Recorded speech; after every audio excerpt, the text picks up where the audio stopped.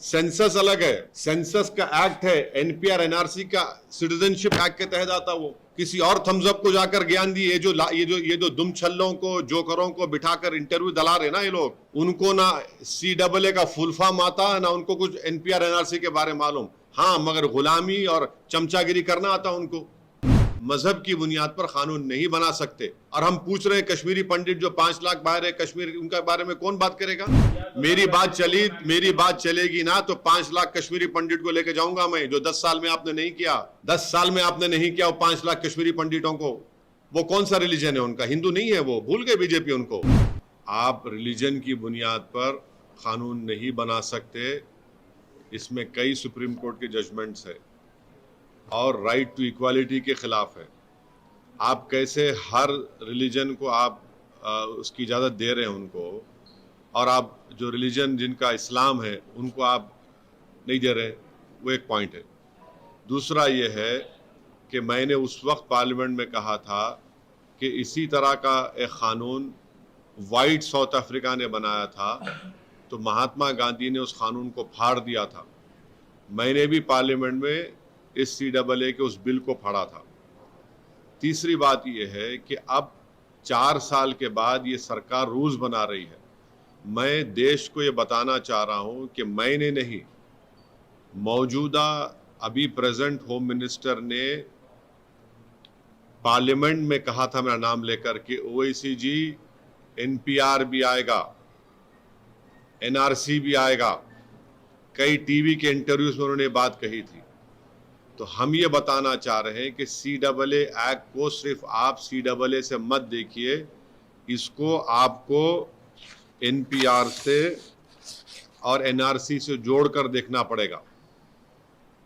और जब वो होगा तो जाहिर है उसमें सबसे ज़्यादा निशाना बनेंगे मुसलमान, दलित, आदिवासी और गरीब लोग। पांचवी बात यह है कि अब आसाम में सुप्रीम कोर्ट मॉनिटर्ड एक NRC हुआ। 19 लाख लोगों के नाम नहीं आए, जिसमें से लगभग 10 से 12 लाख हमारे हिंदू भाई बहनों के नाम नहीं आए। उनको अब हेमंत बिस्व शर्मा ये बोल रहे हैं कि CAA कानून जब इम्प्लीमेंट होगा तो उन सब को सिटीजनशिप मिल जाएगी, क्योंकि उनका रिलीजन उसमें इंक्लूड हो गया। अब उसमें 1 लाख से 1.5 लाख या 2 लाख करीब जो मुसलमान नाम है, उनको इसका फायदा नहीं मिलेगा। ये बताइए, ये नाइंसाफी नहीं है तो क्या है? हेमंत बिस्व शर्मा ने कहा, बीजेपी के नेताओं ने कहा कि 19 लाख में जो 10 से 12 लाख जो हिंदू भाई बहन के नाम नहीं आए, उनको मिल जाएगा, पूरा सिटीजनशिप मिल जाएगी उनको। अब आप बताइए नाइंसाफी नहीं है तो क्या है? छठी बात यह है कि भारत में सिर्फ 5% लोगों के पास पासपोर्ट है। ओनली 5% लोगों के पास पासपोर्ट है। रिमेनिंग लोगों के पासपोर्ट नहीं है। और फिर आधार कार्ड आप देख लिए, प्रूफ ऑफ सिटीजनशिप नहीं है, उसमें खुद लिखा हुआ आधार कार्ड में। भारत में बर्थ रजिस्ट्रेशन 1959 तक मैंडेटरी नहीं था। 1996 में सिर्फ 50% इंडियंस के पास बर्थ सर्टिफिकेट्स था। तो जब NRC होगा, NPR होगा, तो उसमें बायोमेट्रिक एक्सरसाइज होंगी उसमें, और लोकल रजिस्ट्रार में लिस्ट लगाई जाएगी प्रमोद साहब की, असद साहब की। अब प्रसाद साहब जाके बोल सकेंगे ना असद साहब के डाउटफुल है, मैं डाउटफुल बन जाऊंगा। अब मुझे प्रूफ करना पड़ेगा। अब मैं मेरे दादा का बर्थ सर्टिफिकेट लेकर आऊं, क्योंकि मेरा रिलीजन इस्लाम है, अब मैं फिरते रहूं तो फायदा किसका होगा? रद्दी वाले का ही फायदा होगा ना। तो ये इसीलिए ये एक्सरसाइज ये जो लॉ है, ये रिलीजन की बुनियाद पर बनाया गया, ये डिस्क्रिमिनेटरी है, अनकॉन्स्टिट्यूशनल है। और ये बोलना कि जो हमारे हिंदू और सिख भाई या क्रिश्चियन भाई जो पाकिस्तान में, अफगानिस्तान में, बांग्लादेश में रह रहे हैं, उनको सिटीजनशिप नहीं दे सकते, झूठ है ये।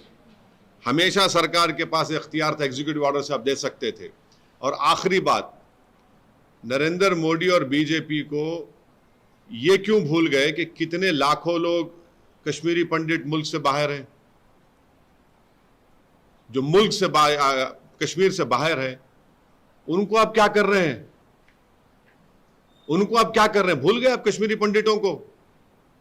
कम से कम 5 लाख कश्मीर के बाहर हैं, लेकर जाइए ना कश्मीर में उनको।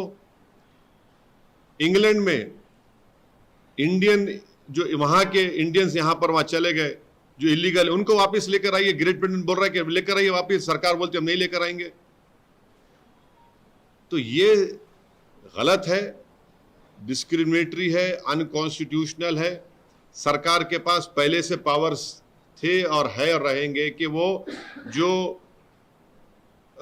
हिंदू भाई बहन पाकिस्तान में है या बांग्लादेश से है, आप दे सकते हो उनको। और मैंने खुद केस डाला है सुप्रीम कोर्ट में। हम लोग जब CAA का हियरिंग हुई थी, हमारे लॉयर जनाब निज़ाम पाशा साहब ने स्टे की मांग की थी, तो गवर्नमेंट ने कहा था कि अभी हम रूल्स नहीं बनाए। अब जब रूल्स बनाए तो हम सुप्रीम कोर्ट में डालेंगे और इसके ऊपर हम कोशिश करेंगे कि सुप्रीम कोर्ट में जाकर इसको उठाया जाए, इस मसले को।